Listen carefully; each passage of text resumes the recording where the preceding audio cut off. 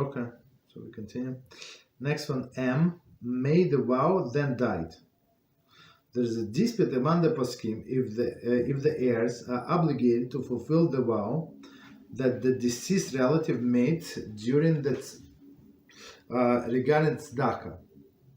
If the situation were to arise, one should consult competent halachic authority.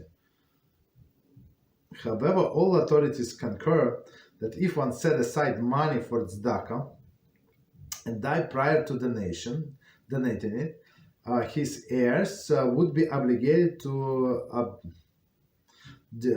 disperse the money to the poor. Okay, so again, the situation is the person died. Just 1 second. We're going to fulfill.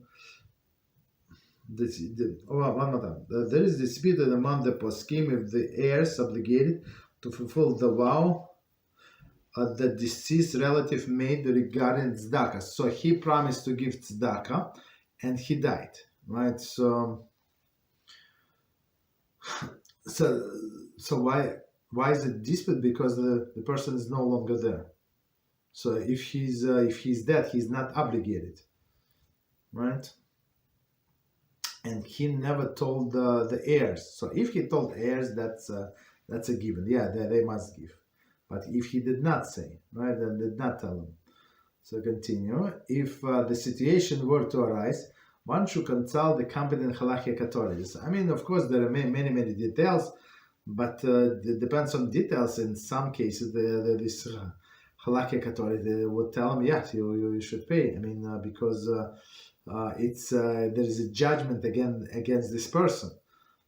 You understand? So you should pay. Okay. Of course, there are some other circumstances. Okay, but that's what it is.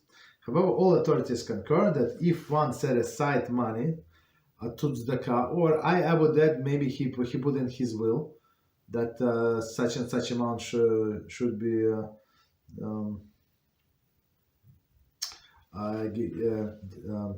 dispersed to poor people or to institutions. That's given.